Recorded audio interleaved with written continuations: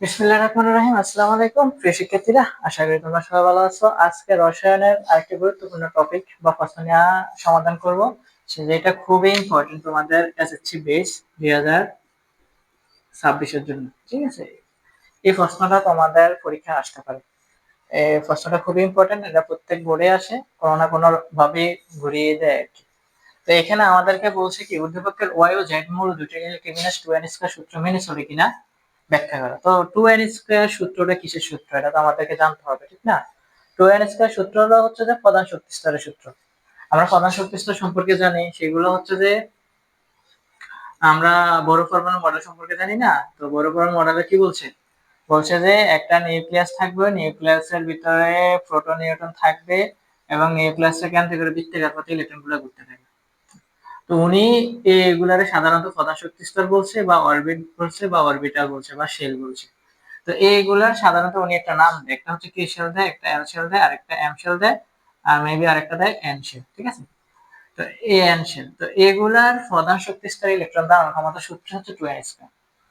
ঠিক আছে, এটা হচ্ছে যে আমাদের মেইন কনসেপ্ট ক্লিয়ার রাখতে হবে। 2n স্কয়ার দিয়ে আমাদেরকে দেখতে হবে যে ওয়াই ও জেড মূলটি ঠিকঠাক আছে কিনা ইলেকট্রন বিন্যাসের মাধ্যমে। তো এখানে আবার তুমি মনে রাখতে হবে যে ওয়াই মূলটি ফার্মের সংখ্যা 19, তাহলে এটা হচ্ছে পটাশিয়াম। আর স্যারে যাই হোক, যেহেতু এটা হচ্ছে যে ক্লাস কনসেপ্ট বুঝিয়ে দেওয়ার ক্লাস, আমি জাস্ট বুঝাই দিতেছি। পরীক্ষার খাতার মধ্যে কিন্তু আমি যেভাবে বুঝাইতেছি এইভাবে লিখবে না, মানে আমি যা যা বলতেছি তা লিখবা। মানে আমি জাস্ট কনসেপ্ট গুলো বুঝিয়ে দিতেছি তোমাদেরকে। যেটা হচ্ছে যে সোডিয়াম। তো কিভাবে লিখবা, লিখবা যে উদ্দীপকের মূলটি ওয়াই, যার পারমাণবিক সংখ্যা 19, মূলটি হচ্ছে পটাশিয়াম। আর জেড, যার পারমাণবিক সংখ্যা 11, তার মূলটি হচ্ছে যে সোডিয়াম। তো এখানে আমরা সোডিয়াম এবং পটাশিয়ামের ইলেকট্রন বিন্যাস করে দেখবো যে আমাদের যে 2n স্কয়ার সূত্র মেনে চলে কিনা। তো 2n স্কয়ার বলতে n এর মান সাধারণত এগুলা, n এর মান 1 2 3 4 5। ঠিক আছে, আমাদের এখানে অরবিটাল 1টা 2টা 3টা 4টা, তাহলে আমরা 4 পর্যন্ত করে নেব। ঠিক আছে, তো এখানে এবার কক্ষপথ কক্ষপথে 2n square equal 2 into 1 square 1 1 2 1 2। তাহলে দ্বিতীয় কক্ষপথে 2 2 স্কয়ার 2 দুগুণে 4, শিট, 2 দুগুণে 4 4 দুগুণে 8। তো তৃতীয় কক্ষপথ 2n square equal 2 into 3 square 3 3 9 9 দুগুণে 18। চতুর্থ কক্ষপথে বের করতে পারি আমরা। চতুর্থ কক্ষপথে 2n স্কয়ার 2 ইনটু 4 4 16 16 দুগুণে 32। তাহলে আমরা ইলেকট্রন বিন্যাসের প্রধান শক্তি স্তর মানগুলো বের করে নিয়েছি। প্রথম কক্ষপথে 2টি থাকবে, তারপর 8টি থাকবে, তারপর 18টি থাকবে, তারপরে 32টি থাকবে। প্রথম কক্ষপথ, দ্বিতীয় কক্ষপথ, তৃতীয় কক্ষপথ, চতুর্থ কক্ষপথ, এগুলো হচ্ছে এন এর মান। তো এবার আমরা সর্বপ্রথম হচ্ছে যে সোডিয়াম, সোডিয়াম 11 এর ইলেকট্রন বিন্যাস করে দেখি। ঠিক আছে, প্রথম কক্ষপথে থাকবে 1s2, তারপরে থাকবে 2p6, তারপরে থাকবে 2s2, তারপরে থাকবে 2 2 2 6 4 6 10, তারপর 3s1। তাহলে দেখো প্রথম কক্ষপথে দুইটি ইলেকট্রন আছে। দ্বিতীয় কক্ষপথে মোট কয়টি ইলেকট্রন থাকার কথা?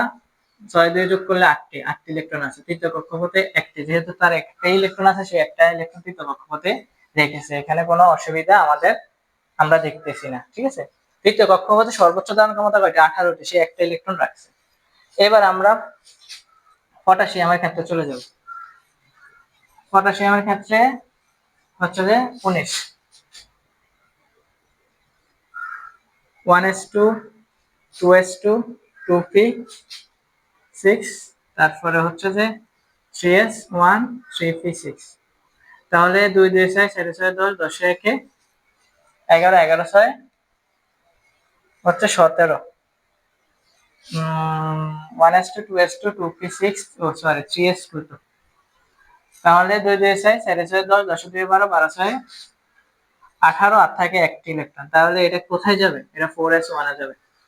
এখন আমরা অরবিটাল, প্রথম অরবিটালে কয়টি? দুইটি, সব ঠিক আছে। দ্বিতীয় অরবিটাল, দ্বিতীয় কক্ষপথে 8টি, সব ঠিক আছে। তৃতীয় কক্ষপথে থাকবে কয়টি?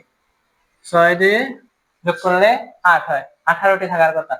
এখানে 4s অরবিটালে ইলেকট্রন চলে গেছে। এখানে হচ্ছে যে আমাদের ঝামেলার সব ঝামেলা এখানে। এখানে তো আমাদের 18টা থাকার কথা না, তৃতীয় অরবিটালে মানে 2n স্কয়ার মানে 2 ইন্টু 3 স্কয়ার, 3 তিরিকা 9, 9 দুগুণে 18। এখানে আছে থাকার কথা 18টি, এখানে আছে 8টি। 8টি থাকার পর 4s চলে গেছে, 4s ইলেকট্রন চলে গেছে। 3 নাম্বার অরবিটালে কেন ইলেকট্রন নাই? তো আমরা ইলেকট্রন নীতি জানি, আউটবাউন্ড নীতি অনুযায়ী হচ্ছে যে অরবিটালে শক্তি কম সে অরবিটালে আগে ইলেকট্রন প্রবেশ করে, যে অরবিটালে শক্তি বেশি সে অরবিটালে ইলেকট্রন পরে প্রবেশ করে। তো এখানে আমাদের যে 3s 3p 3d অরবিটাল আছে, 3d অরবিটালে না গিয়ে 4s অরবিটালে কেন ইলেকট্রন গেছে সেটার ব্যাখ্যা আমরা দিতে হবে। ঠিক আছে, আউটবাউন্ড নীতি অনুযায়ী, ইলেকট্রন বিন্যাসের নীতি অনুযায়ী যে অরবিটালে শক্তি বেশি সে অরবিটালে ইলেকট্রন পরে প্রবেশ করে, আর যে অরবিটালে শক্তি কম সে অরবিটালে ইলেকট্রন আগে প্রবেশ করে। তো আমরা অরবিটালে শক্তি নির্ণয় করে নেব। অরবিটালে শক্তি,